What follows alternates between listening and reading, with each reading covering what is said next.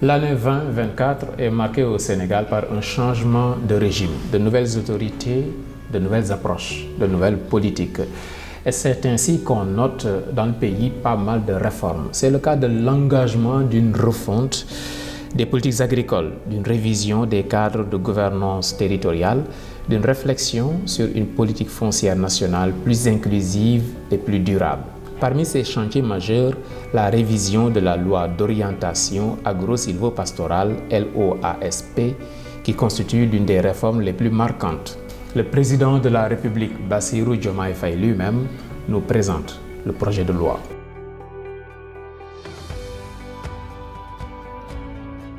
La loi d'orientation agro-silvopastorale et halieutique constituera désormais le socle juridique, institutionnel et opérationnel de toutes les politiques publiques, programmes et projets de développement du secteur agro-silvopastoral et halieutique. Une série de consultations nationales qui aboutissent à la première session du Conseil supérieur d'orientation agro-silvopastorale. Avec cette réforme en vue, le Sénégal trace tout simplement son agenda national de transformation et se dirige vers la reconnaissance formelle des métiers agro-silvopastoraux et halieutiques, de même que leur opérationnalisation. Il importe d'impliquer tout le monde et de conjuguer les efforts de l'ensemble des acteurs du secteur agro-silvopastoral et halieutique. Au niveau local, le sous-préfet de Keur Moussa insiste. Il a fallu mettre le curseur sur le caractère participatif et inclusif de la démarche. Oui, ça c'est extrêmement important parce que les populations doivent être associées à ces réformes. Il faut que les populations soient à la base de ces réformes pour une appropriation de toutes ces politiques. Parce que quand les populations ne sont pas impliquées, il y a toujours souvent des incompréhensions. Donc c'est une bonne politique d'urbanisation, mais il faut impliquer les populations, les associer et recueillir leurs craintes pour pouvoir peut-être améliorer tous ces projets-là. Au niveau de la base, c'est le moment et le lieu de brasser tous les problèmes majeurs. Femmes et fonciers, conflits entre agriculteurs et éleveurs, le foncier et l'avenir des jeunes, tout sur la table.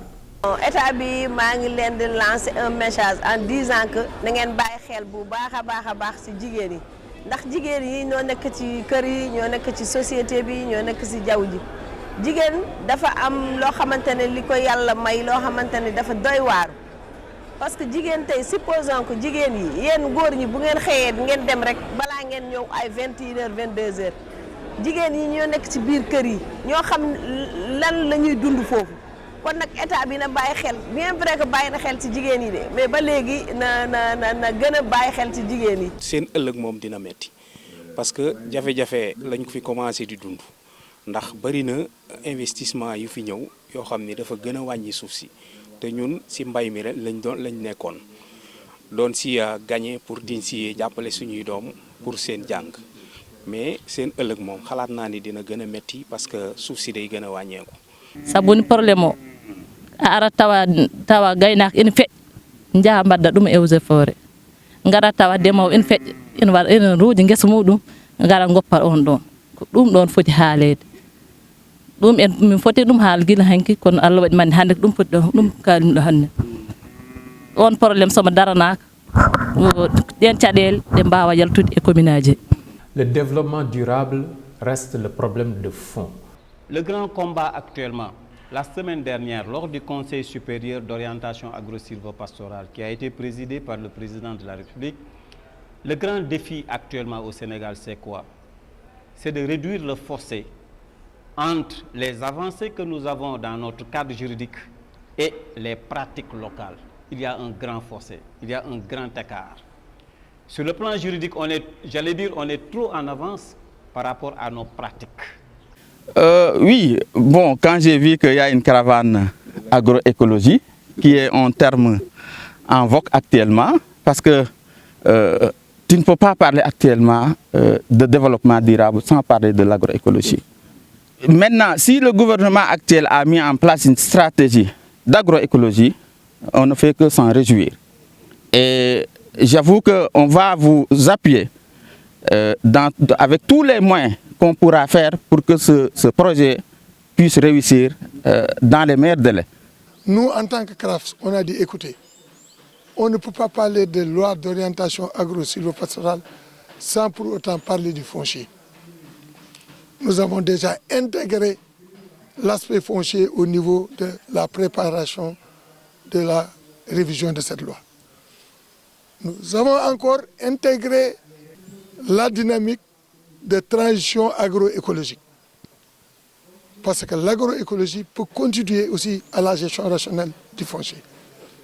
Le chantier est énorme, tout le monde le reconnaît, mais il y a aussi de l'espoir parce que cette révision de la LOASP représente une occasion historique de revisiter en profondeur le modèle agricole du Sénégal.